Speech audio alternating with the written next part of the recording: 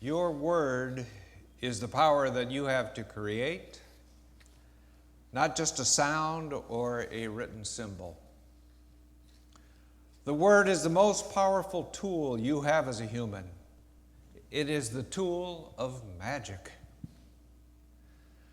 But like a sword with two edges, your word can create the most beautiful dream or destroy everything around you.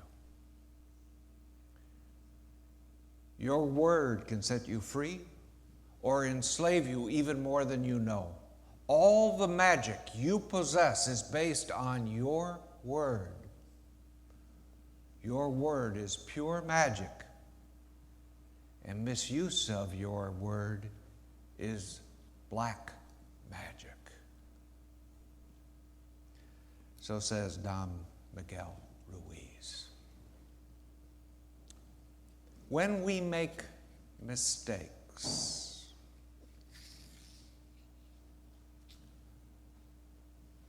I could never do that. She would go completely wacko on me, Joe said to me one night. It was a Wednesday night because that was Joe's night out. And Joe would complain about everything Sherry did to him, never considering what he wanted, doing her own thing in her own way, arguing with him, ignoring him, paying no attention to the way he felt, and did it all day, almost every day, said Joe. That was about 25 years ago. And yes, I must admit it, I was tending bar at that time. I had a day job, but I enjoyed bartending. I liked to meet the people, hear what they had to say, even Joe. Joe helped me develop my listening skills. Sherry helped me develop listening skills too, because on Tuesday night, Sherry's night out, she would complain about everything Joe did to her, never considering what she wanted, doing his own thing in his own way, arguing with her, ignoring her, paying no attention to the way she felt. And Joe did it all day, almost every day. So said Sherry. Now, Sherry and Joe dumped a bellyful of injustice on me, each so focused on unmet needs that they lacked any concern for the needs of their spouse. That was easy to see. And I found so many mistakes here, like failing to listen, like choosing to ignore, lacking empathy, telling me and a few others too, instead of talking with each other, ruling out an honest and open and loving conversation. So now, before we proceed with when we make mistakes, we must pause. And we must pause because you hardly know me. I just arrived here and I'm getting to know you, but I have not shared my theology with you. Yet, I know there's a skill set, a spiritually healing and uplifting skill set has been designed to improve people's relationships with the world and with those around them, and that I wish to share with you. And I do it knowing this might not work. I don't know you that well yet, nor you me. But here we are gathered in a Unitarian Universalist church, a church of freedom, a church where we look at our life, this life right here, this right now, right here life. And we know that Unitarian Universalists explore many spiritual pathways, as do I. It's one of the things I like doing. It's one of the things that brought me to ministry. I must definitely confess that to you. And that may be why, given this ability to look in different directions. During these last few weeks, I have shared words and instructions from Rumi and the Sufis, from David Corton, an ecobiologist and author, and Edward Markham, a universalist who wrote poetry. And I have offered messages like live, love, and love living, and answering the call of love. My meetings with you have filled my days recently, and I have loved everyone I have met. You are good people. I know it. I know it in my heart. You come to worship and you are engaged in the life of this church with good people. And given all of that, I'm hoping and praying that we can look together at the writings of Don Miguel Ruiz, a Toltec shaman.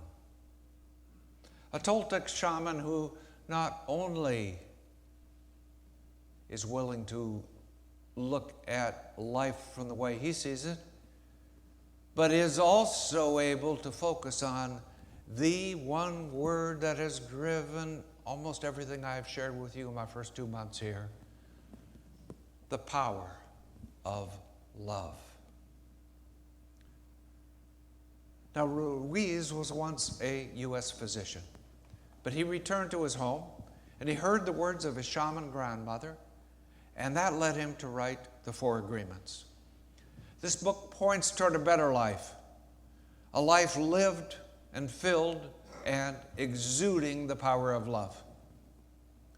But he pursues love by noticing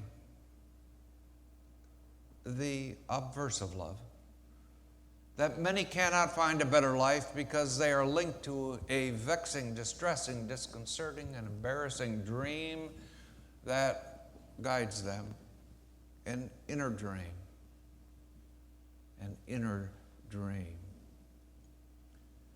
We all have dreams. Let me tell you about a young man who went to a fortune teller. She asked him, "What is your dream, young man? What do you want to do with your life?" He said, "I want to become a writer." "Oh, I want to become a great writer," he said.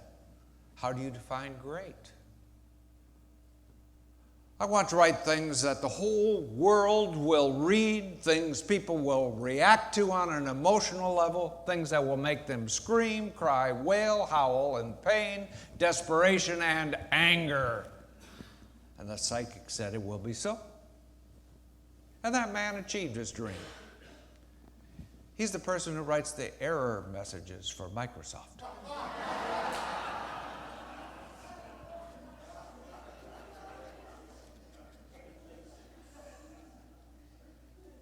Yeah, been there. By contrast, Ruiz looks at an inner dream, the inner dreams of people that are developed in childhood. He writes, "Children believe everything adults say.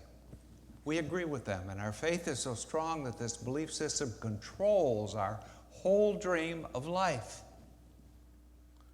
We can't choose these beliefs. We may have rebelled against them even, but we were not strong enough to win the rebellion. The result is surrender to the beliefs by agreement. Agreement, an important word to him. Agreement to the teachings of parents, teachers, and mentors. I call this process the domestication of humans." The mental state that people have in their childhood is governed by emotion, and Ruiz offers two emotional choices. One is fear, the other is love. Now, there are several emotions affiliated with fear, like anger, hatred, jealousy, and envy. You can see they're tied to fear. Judgment and hypocrisy, blame, guilt, and gossip, sadness, self-rejection and denial, addiction, revenge, and violence in the street are all associated with fear. Now, these fears, and however they are worked out for people as individuals, are with us because we grew up with a fear. We might have been denied a reward by our parents. Any hands on that one? We could also be hurt by our parents or someone else. This leads people, it leads you and I too, to build up barriers for our self-protection. And we carry those barriers around with us. Yesterday, I went to a workshop at East Shore on right relationship. It was really a tremendous workshop led by Lee Moonwa. And Lee Moonwa told a story about a time when he was in junior high and he wanted to become the president of his class, so he went in to see his teacher. And he talked to his teacher about his desire to become class president. And Lee Moonwa is, I believe, I'm not certain, of Chinese heritage. And although raised in the United States. But the teacher looked at him and said, and let everything spin through the teacher's head, says, oh, Asians, they might be good at math or good at something else. So the teacher said to Lee, why don't you think about becoming the president of the chess club or the math club? And Lee walked away from that meeting carrying on him the burden that he was good enough for chess club or math club, but not to be president of the class. And he recalled that and shared that story yesterday. Now, this was not an isolated event. It happened within a larger context because the fear of reward denial and being hurt encircles our globe. It affects everyone. It's been adopted into all our laws, our religions, our cultures, and ways of life. We hear, see, and feel these societal signals. We cannot help it. And those signals fill our minds to overflowing with, says Ruiz, 1,000 voices. The ongoing voice, all of them talking at once. And I must admit to you that I know I hear some chattering in my head, and I'm willing to admit that, very willing to admit that, but I don't know about you. Do you hear some mental chatter as well? Let's take a moment. Let's find out. Is there an ongoing stream of thinking that runs through your mind? If so, could you take a moment? And let's take 2 moments, and I have my timer here, and describe some of those thoughts to the person next to you. And let's be honest, and if it must be confidential, we'll keep it confidential, but let's find someone next to you and let's share what things you think about and spend quite a bit of time thinking about and being concerned about. I'm going to set it to 1 minute. And find somebody. You have 10 seconds to find somebody to visit with.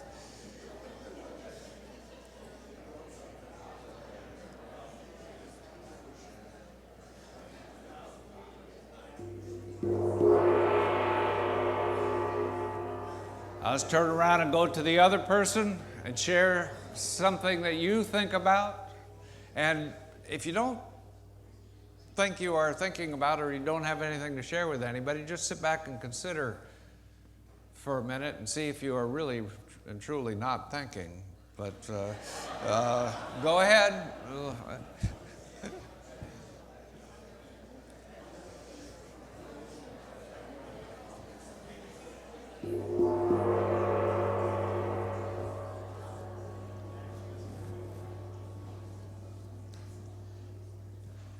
The Buddhists refer to that streaming thought as the monkey mind. The Toltecs call it the metote. Metote. So to this point, you have heard that fear is one of the two emotions we are exposed to in childhood. In addition, that our metote holds these fears and keeps many of us on a track carried forward from our childhood. Too many of us. Ruiz says 95% of us are governed by the emotions of fear we carried from our childhood. And this leads us to the next step. We all make mistakes. Everything done under fear's influence leads to a mistake. Think about it. Anger might land one in jail. Jealousy drives people nuts. Hatred leads nowhere good. And gossip sows confusion. Even sadness, guilt, and denial, three entirely different emotions, undermine our being able to act up to our best self. As Ruiz says, agreements based on our fears require us to expend a lot of energy. By contrast, agreements that come from love help us conserve energy and even gain extra energy. These are the four agreements that the Toltec wisdom tradition says will lead us toward love and belovedness. Be impeccable with their word. Don't take anything personally. Don't make assumptions. And always do your best. It would be wonderful to just adopt these agreements and do them, but it takes practice. Says Ruiz, you need a very strong will in order to adopt the four agreements. But if you can begin to live your life with these agreements, the transformation in your life will be amazing. The drama of hell will disappear right before your very eyes. Instead of living in a dream of hell, you will create a new dream, your personal dream of heaven. There's a process, a good UU word. We use it in process theology. There is a process to follow in order to adopt a new set of agreements. I think it involves the development of a new skill set, and the upcoming adult RE classes on the four agreements will allow us to work together to help develop a new tool or skill set or different approach to our lives. There's not enough time to discuss each agreement, but we should consider at least one, and the one that calls to me today is don't take anything personally. In this section, you find even the opinions you have about yourself are not necessarily true. Therefore, you don't need to take what you hear in your own mind from others personally. You also don't need to be wounded by words spoken to you. Again, I quote, if somebody gives you an opinion like, hey, you look fat, don't take it personally. Because the truth is, this person is dealing with his or her own feelings, beliefs, and opinions, right? They have to be. That person tried to send poison to you. And if you take it personally, then you take that poison and it becomes your poison. Taking things personally makes you easy prey for these predators, these black magicians.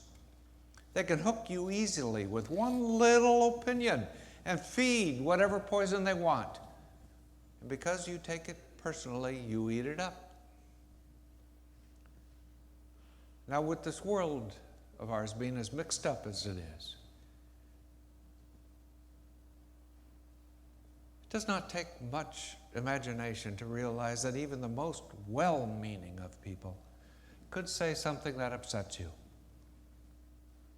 or say something they do not really mean, or that they meant once but do not mean anymore,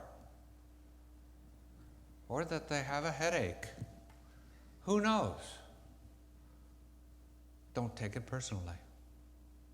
This is not your concern. In closing, let's return again to Sherry and Joe. Full of themselves, spinning in their matote tornadoes, a stream of fear-tinged concerns led them, sadly, to a lack of love. I do not know what happened to them in their childhood. I never asked. Perhaps I should have. But whatever it was had not led to any love or belovedness that was apparent to those around them. But this is not really about them. It's not really for them that I told the story. It is about many people we meet, those who feel any slight from partners, friends, workmates, or congregants, who feel them and take them personally, throwing them up to their matote, if we can use that word. By contrast, there are also other people, those whose lives are steeped in love. There are those who have turned toward belovedness, making a conscious and committed orientation toward loving, moving continually toward a greater and greater love for others and appreciation of this life. And once these people began to relish the joy around them, they are moved to continued aim for more of the same, with a set direction for living, turning love from a word on a page into an action for life, an action for oneself, one's family, for one's friends and one's community, nation, and world. And this, my dear friends at North Lake, is something that will never be fully obtained, can never be fully obtained, but is always a work in progress. With your participation and your blessing, may we work together to find a way to walk this path together. May the love in your hearts bring forth love in the hearts of those around you. Amen. Amen. So be it. Namaste.